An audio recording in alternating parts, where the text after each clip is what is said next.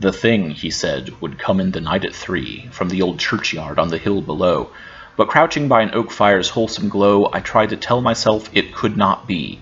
Surely, I mused, it was pleasantry, devised by one who did not truly know the elder sign, bequeathed from long ago, that sets the fumbling forms of darkness free. He had not meant it, no, but still I lit another lamp as starry Leo climbed out of the sea conch, and a steeple chimed 3, and the firelight faded bit by bit. Then at the door that cautious rattling came, and the mad truth devoured me like a flame.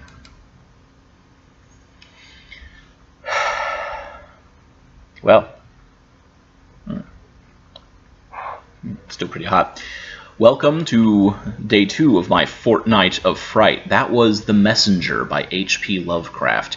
H.P. Lovecraft is an author and a poet who has had such a big impact on the modern sense of horror that it's kind of hard to talk about scary things in a modern sense without bringing him up at least a little, which in a way is surprising, because if you actually go back and read some of his stuff, all of the cosmic horror stories that we build up in our minds are there, certainly, but there are also more mundane horrors, more mundane terrors in a lot of his early stuff.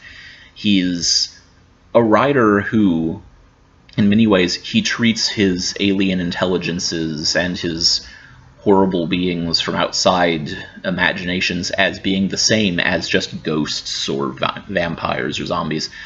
A ghost is still an unimaginable terror for him, and there's something to that. I mean, we have what a ghost is in our mind, and we have rationalized ghosts a bit through movies and stories and songs.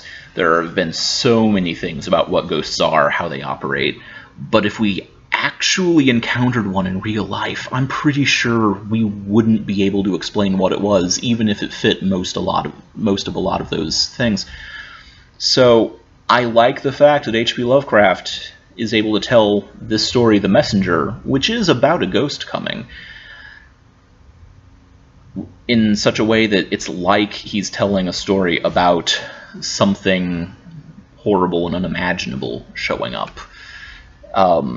And you may ask, how do I know it's about a ghost coming? Well, I know it's about a ghost because of a post by the Wandering Minstrels at wanderingminstrels.blogspot.com. It's from a post that they wrote way back in 2001 in February.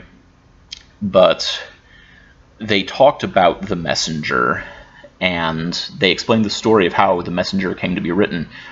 If you rewind a bit, in 1926, Lovecraft wrote The Call of Cthulhu, which is easily his most famous and well-known book. And there's a guy in the book whose address is given as 7 Thomas Street in Providence, Rhode Island. Well, 7 Thomas Street was actually a person's home address, and that person, Bertrand Kelton Hart, was the author of a daily column called The Sideshow in the Providence Journal, a kind of newspaper in Rhode Island.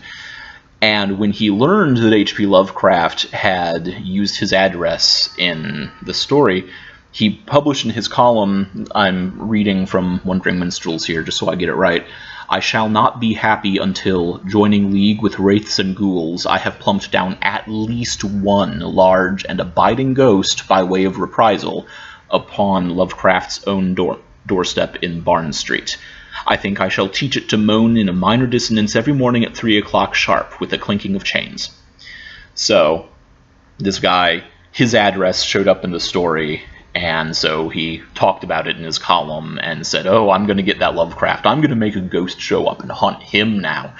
And Lovecraft found out about this, apparently, and that inspired Lovecraft to write The Messenger, which is about him fearing that something will come at 3 o'clock, sent by this guy, and apparently a ghost. Now, in the story, maybe it's not actually a ghost, because as Lovecraft says, this guy can't possibly know the elder signs that control these things. He can't know what he's doing. It's not going to happen, right? And sure enough, as is the way in all such tales, it doesn't go well. And Well, in this case it is. So I like to think it actually is Bertrand's ghost. As a fun note, though, when he wrote The Messenger, he had it published in the Providence Journal, which Bertrand wrote for, on December 3rd, 1929. So, in a way, they had a kind of friendly back-and-forth rivalry there about spooking each other with fictional ghosts and goblins and make-believe things. And it's one of the few times when we can say that, well, okay, I'm not a Lovecraft expert, maybe this happened more than this one time, but I think it's fitting that Lovecraft has a poem where he himself is sort of victimized by monstrous things from beyond imagination, because typically it's not him, typically it's someone else. Anyway, I'm going to stop talking now because I actually don't know that much about Lovecraft. I don't know that much about spooky stories. All I know is this was day 2 of my Fortnight of Fright. I had hot chocolate for day 1, and now I've got some sort of blackberry tea. I don't really care for tea that much, but I figured I'd give it a shot. It's nice. It's nice. Anyway, I will see you. Like I said in day 1, I don't know if I'm going to be able to do this every day of the fortnight, but I will see you again before the 2 weeks are up. Bye!